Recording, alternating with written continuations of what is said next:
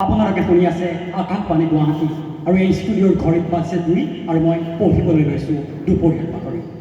কেৱল মাত্ৰ তামিল ভাষাটো নজনাৰ বাবেই অসমৰ এগৰাকী শিক্ষকক তামিলনাডুৰ এখন শিক্ষানুষ্ঠানৰ পৰা নিলম্বন কৰি দিয়া হয়। নমস্কাৰ মাননীয় অধ্যক্ষ মহোদয়, সন্মানীয় সদন। ভুল নুবুজিব মাননীয় অধ্যক্ষ মহোদয়, এনেকুৱা ধৰণৰ বাতৰি আজিৰ পৰা কেইদিনমানৰ পাছত অসমৰ সংবাদ মাধ্যমৰ শিৰোনাম দখল কৰিবলৈ বাধ্য হ'ব যদিহে কাৰ্যকৰী কৰা হয় নতুন ৰাষ্ট্ৰীয় শিক্ষানীতি 2020খন। কাৰণ মাননীয় অধ্যক্ষ মহোদয়, নতুন ৰাষ্ট্ৰীয় শিক্ষানীতি 2020খনৰ মতে যদি পঞ্চমমান শ্ৰেণীলৈকে আৰু পাঠ্যমান অষ্টমমান শ্ৰেণীলৈকে আঞ্চলিক ভাষাত শিক্ষাদান কৰা হয় আৰু তেনে এটা প্ৰেক্ষাপটত যদি মাননীয় অধ্যক্ষ মহোদয় এইখন অসমৰ এগৰাকী যুৱকে যদি তামিলনাডুত শিক্ষকতাৰ চাকৰি কৰে আৰু তেওঁ যদি তামিল ভাষাটো নজনাৰ বাবে যদি তেওঁক চাকৰিৰ পৰা নিলম্বন কৰি দিয়া হয় মাননীয় অধ্যক্ষ মহোদয়, তেতিয়াই সৃষ্টি হ'ব বিভেদকামী সম্পৰ্কৰ, তেতিয়াই সৃষ্টি হ'ব তামিলনাডু আৰু অসম নামৰ ৰাজ্য দুখনৰ মাজত বিভেদকামী সম্পৰ্কৰ। আৰু সেইকাৰণে মাননীয় অধ্যক্ষ মহোদয়, সদনত উত্থাপিত বিধেয়কখনৰ সজোৰে সমৰ্থন আগবঢ়াই গ্ৰহণ কৰিছোঁ চৰকাৰী পক্ষৰ এখন।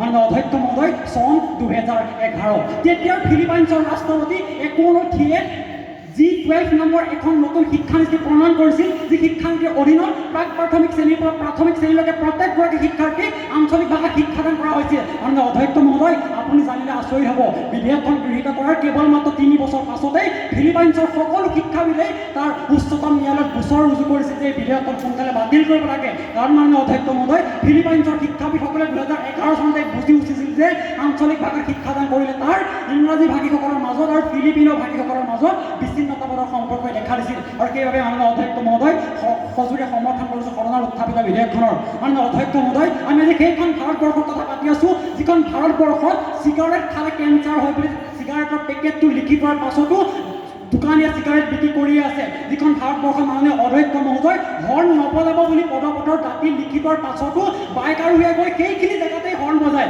আৰু তেনেস্থলত মাননীয় অধ্যক্ষ মহোদয়, আঞ্চলিক ভাষাৰে শিক্ষা গ্ৰহণ কৰিব লাগিব বুলি যদি চৰকাৰে বাধ্যতামূলক কৰি দিয়ে, তেতিয়াও এইখন দেশৰ ধনী শ্ৰেণীৰ লোকসকলে নিজৰ সন্তানক ইংৰাজী মাধ্যমৰ বিদ্যালয়তে পঢ়াব, ব্যক্তিগত খণ্ডৰ শিক্ষক নিযুক্ত কৰি হ'লেও ইংৰাজী ভাষাটোৰ পাঠদান কৰাব। আৰু তেওঁলোকে যেতিয়া ভৱিষ্যত সময়ত গৈ মেডিকেল, ইঞ্জিনিয়াৰিং নতুবা বহিৰাষ্ট্ৰৰ আমেৰিকা যুক্তৰাষ্ট্ৰ, ইংলেণ্ডৰ বিশ্ববিখ্যাত বিশ্ববিদ্যালয়খনত পঢ়িবলৈ সুবিধা পাব। আৰু আমাৰ গাঁৱৰ নদাই বদাই পুতেক ৰাম যদু ৰহিমে ইংৰাজী ভাষাটো নজনাৰ কাৰণে যেতিয়া কোনোবা এখন বিশ্ববিদ্যালয়ত পঢ়াৰ সুবিধাৰ পৰা বঞ্চিত হ'ব, তেতিয়াই সেই দুখীয়া আৰু ধনী শ্ৰেণীৰ মাজত সৃষ্টি হ'ব বিভেদৰ, যি বিভেদৰ কথা কাৰ্ল মাৰ্ক্সে ক্লাছ থিয়ৰীত তেতিয়াই কৈ থৈ গৈছিল। আৰু সেইকাৰণে মাননীয় অধ্যক্ষ মহোদয়, সজোৰে সমৰ্থন কৰিছোঁ সদনত উত্থাপিত বিধেয়কখনৰ। মাননীয় অধ্যক্ষ মহোদয়, আমি সেইখন ভাৰতবৰ্ষৰ কথা পাতি আছোঁ যিখন ভাৰতবৰ্ষৰ চৰিত্ৰ বিশ্লেষণ কৰিবলৈ গৈ বিশ্লেষকসকলে বৈচিত্ৰতাৰ মাজত ঐক্য সতন উত্থাপন কৰে। মাননীয় অধ্যক্ষ মহোদয়, এইখন ভাৰতবৰ্ষত প্ৰতি কিলোমিটাৰ সলনি হয় ভাষা দোৱান। মাননীয় অধ্যক্ষ মহোদয়, উদাহৰণস্বৰূপে বৰপেটাত প্ৰচলিত ভাষা আৰু নলবাৰীত প্ৰচলিত ভাষাৰ মাজত এটা বৃহৎ পাৰ্থক্য, কাৰ্বি আংলঙত প্ৰচলিত ভাষা আৰু মিচিং সাহিত্য ভাষা শিক্ষা পৰিষদত প্ৰচলিত ভাষাৰ মাজত এটা বৃহৎ পাৰ্থক্য। আৰু কাইলৈ যদি মাননীয় অধ্যক্ষ মহোদয়, মিচিং সাহিত্য শিক্ষা পৰিষদৰ লোকজনে যদি মিচিং ভাষাত শিক্ষা গ্ৰহণ কৰিব বিচাৰে, কাৰ্বি আংলঙৰ ছাত্ৰজনে যদি কাৰ্বি ভাষাত শিক্ষা গ্ৰহণ কৰিব বিচাৰে, তেনে প্ৰেক্ষাপটত মাননীয় অধ্যক্ষ মহোদয়, অসমৰে ভিতৰৰ জিলাসমূহৰ মাজত যি বিভেদকামী চিন্তাধাৰা দেখা দিব, সেই কথা কিজানি মই নকলেও হ'ব।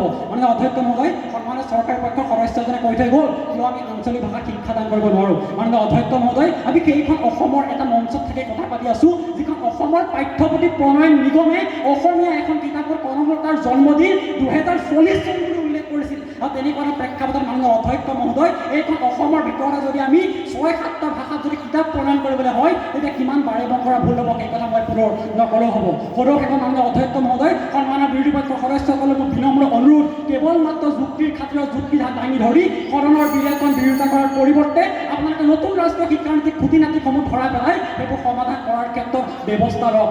ধন্যবাদ মাননীয় অধ্যক্ষ মহোদয়, ধন্যবাদ সন্মানীয় সদন।